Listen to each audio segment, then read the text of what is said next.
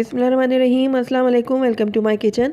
आज मैं आपको सिखाऊंगी कि खशखश को किस तरीके से धोया जाता है, क्योंकि खशखश के अंदर बहुत ज़्यादा मिट्टी होती है और वो किसी भी खाने के जायके को बर्बाद कर सकती है। तो इसलिए खशखश को हमेशा धोकर इस्तेमाल करना चाहिए। तो ये देखिए, मैंने खशखश को धो लिया और ये अच्छे से ड्राई भी हो गई है। इसको मैंने बग़ैर धूप लगाए ड्राई किया और ये देखिए कितनी ज़बरदस्त सी ये ड्राई भी हुई है और साफ़ सुथरी भी हुई है। तो चलिए देख लेते हैं कि खशखश को किस तरीके से धोकर सुखाया जाता है। लेकिन उससे पहले अगर आप मेरे चैनल पर नए हैं तो काइंडली इसको सब्सक्राइब कर दें और साथ ही बेल आइकन को भी प्रेस कर दें, ताकि मेरी हर नई आने वाली वीडियो की नोटिफिकेशन सबसे पहले आप तक पहुँचे। तो यहाँ पर मैंने खशखश ले लिया था और उसको पानी के अंदर भिगो के मैंने आधा घंटा पहले रख दिया था, ताकि इसके अंदर जो भी रेत वगैरह है या मिट्टी है वो नीचे जाके बैठ जाए। अब यहाँ पर मैंने एक खुले मुंह का बर्तन ले लिया और एक छन्नी ले ली है। इस तरीके से बिल्कुल बारीक छन्नी लीजिएगा और ये जो हमने खशखश भिगो के रखी थी ये मैं सारी की सारी इसके अंदर डाल दूँगी। तो ये देखिए, सारी खशखश को मैंने इस छन्नी में डाल दिया है। पानी मैंने अच्छे से निकाल दिया इसका। ये देखिए, तो मैं आपको अब दिखाती भी हूँ कि ये मिट्टी वाला कितना हो गया पानी। ये देखिए कितना मिट्टी वाला ये पानी है और नीचे इसकी कितनी मिट्टी बैठी हुई है। तो इस पानी को अब मैं गिरा दूँगी और आपको नज़दीक से भी दिखाती हूँ। ये देखिए कितनी इसके नीचे मिट्टी बैठी हुई थी। ये देखिए किस कदर इसके अंदर मिट्टी होती है खशखश में।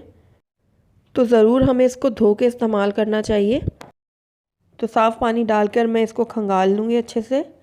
उसके बाद दोबारा से मैं ये छन्नी रखूँगी नल के नीचे और इसके ऊपर साफ़ पानी बहाऊँगी। अच्छा, ये देखिए इस तरीके से खुला पानी हमने बहाना है, ताकि अच्छे से सारी मिट्टी जो है वो खशखश के अंदर से निकल जाए। तो अच्छे से मैंने पानी इसमें दोबारा से बहा दिया खशखश के ऊपर। इसको एक तरफ रखती हूँ और मैं दोबारा से आपको दिखाती हूँ कि इसके अंदर और मज़ीद कितनी मिट्टी रह गई थी। तो ये देखिए दूसरी दफ़ा भी इसके अंदर कितनी ज़्यादा मिट्टी है। ये देखिए, अब दोबारा से मैं इसमें साफ़ पानी बहाऊँगी।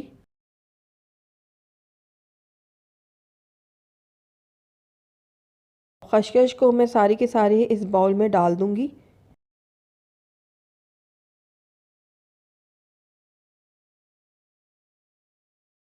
तो अब तीसरी दफ़ा मैं इसको धो रही हूँ। ये देखिए अच्छे से मल के मैं इसको धो लूँगी। अब इसका मैं पानी गिराती हूँ।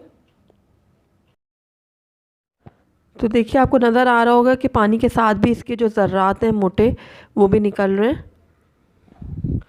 अब इसको दोबारा से छन्नी में डालूँगी और थोड़ा सा खंगाल डाल दूँगी उसी कटोरे के अंदर।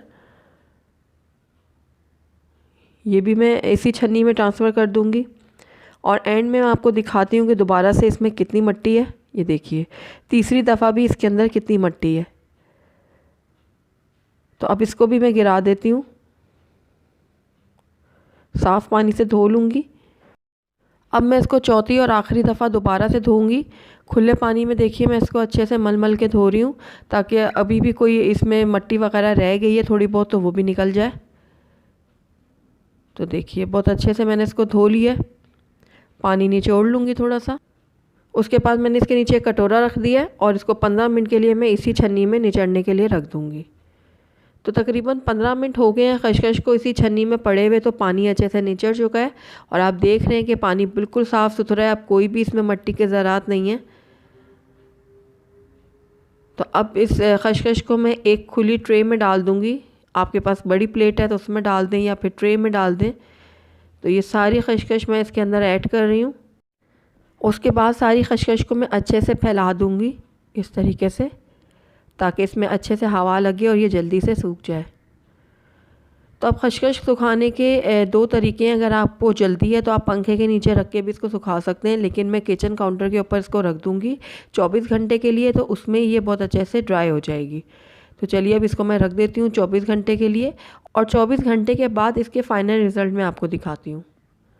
तो अल्हम्दुलिल्लाह हमारी खशखश जो है वो बहुत ही अच्छे से ड्राई हो चुकी है। 24 घंटे के लिए मैंने इसको रख दिया था किचन काउंटर के ऊपर और आप देख रहे होंगे कि कितनी साफ़ सुथरी हो गई है और अच्छे से ड्राई भी हो चुकी है। ये देखिए खशखश बहुत ही ज़्यादा फ़ायदेमंद होती है और इसको हम कई किस्म के खाने में इस्तेमाल करते हैं। तो आप भी ज़रूर इसको धो कर इस्तेमाल किया करें, वरना इसका फ़ायदा होने के बजाय उल्टा नुकसान हो जाएगा। अब इसको सेव करने के लिए मैं कोई भी जार ले लूँगी, एयर टाइट जार, और उसके बाद इसको मैं इस जार में डाल के रख दूँगी। हम सब जानते हैं कि खशखश के कितने ज़्यादा फ़वाइद हैं, तो अपनी डेली लाइफ में खशखश का इस्तेमाल ज़रूर किया करें। तो अगर आपको मेरी वीडियो पसंद आई है तो इसको लाइक करें, अपने दोस्तों के साथ शेयर करें, और अगर पहली दफ़ा मेरे चैनल पे आएँ तो काइंडली इसको सब्सक्राइब भी कर लें और साथ ही बेल आइकन को भी प्रेस कर दें ताकि मेरी हर नई आने वाली वीडियो की नोटिफिकेशन सबसे पहले आप तक पहुँचे। और कमेंट करके मुझे ज़रूर बताइएगा कि आपको मेरी वीडियो कैसी लगी। साथ ही मेरे फेसबुक और इंस्टाग्राम के पेज को लाइक करना मत भूलिएगा। Thank you for watching. अल्लाह हाफिज़।